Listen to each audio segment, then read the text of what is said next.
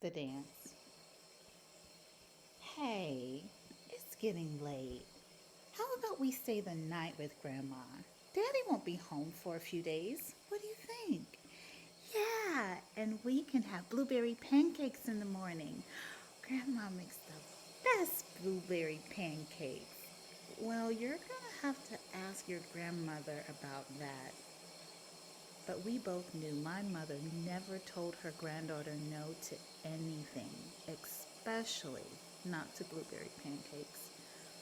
As my daughter made her way quietly up the stairs to the bedroom that used to be mine when I was a child, I made my way to the porch where my mother was still sitting quietly with her eyes closed.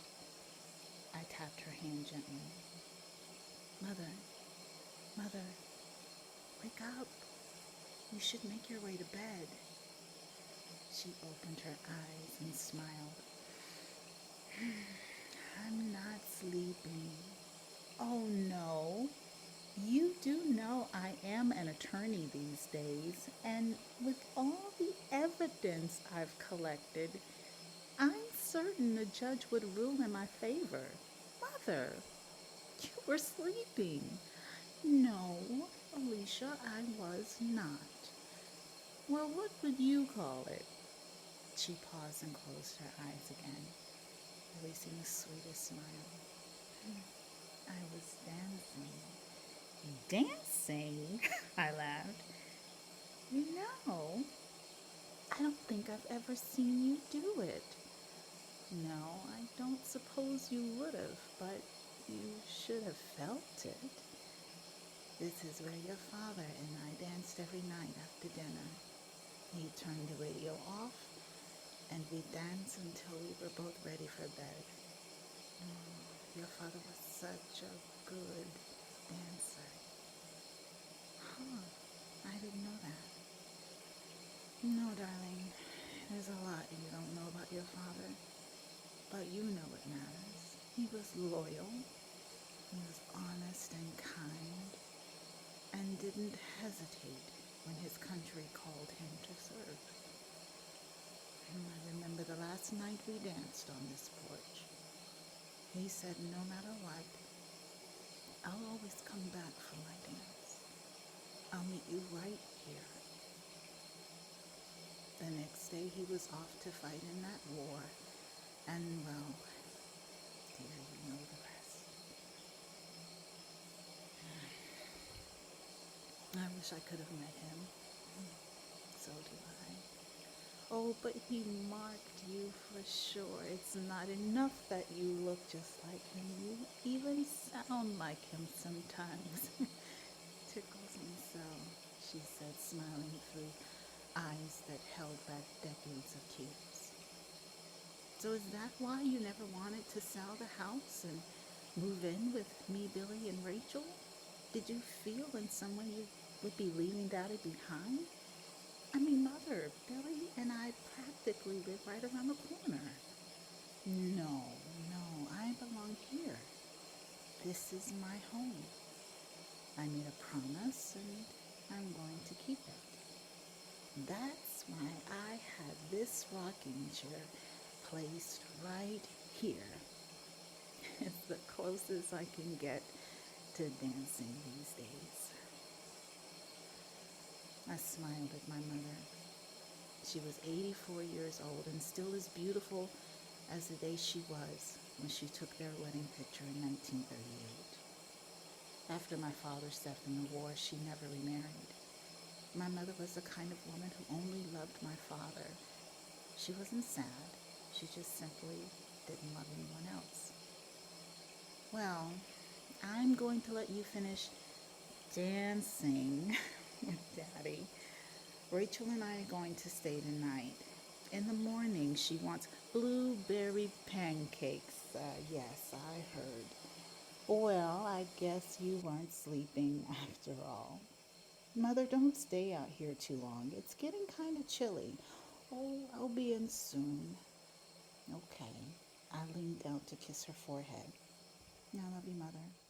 I love you too, dear. The next morning, both Rachel and I made our way downstairs. I started to get the ingredients ready, laying them out on the table one by one. Blueberries, milk, eggs. Then the phone rang. Billy, what are you doing calling me from the house? We finished early, so I took an earlier flight. Why are you at your mother's so early? We stayed the night. I thought you weren't going to be back until tomorrow. Come over. We're making blueberry pancakes. Say no more. I'll be there in 5. After I hung up the phone, I noticed I hadn't heard Mother moving around. That's when I knew something was wrong. Even at 84, she was always the first to rise. Slowly, I made my way to the front porch, where she was still sitting in her rocking chair with her eyes closed. I touched her hand gently. She was gone. Before I shut the front door, I told Rachel to get some juice and turn on the cartoons. Billy's car had just pulled up in the driveway. He could tell from the look on my face that something was wrong. Quickly, he made his way to me and wrapped his arms around me. Oh, baby, I'm so sorry. It must have happened last night. She said she was going to sit out for just a little while longer. I bent down and kissed her on the cheek and then fell into Billy's arms. It's okay. It's okay, he consoled. What are we going to tell Rachel? She's only 5. She won't understand this. We'll figure it out. Just as Billy said those words, the front door opened.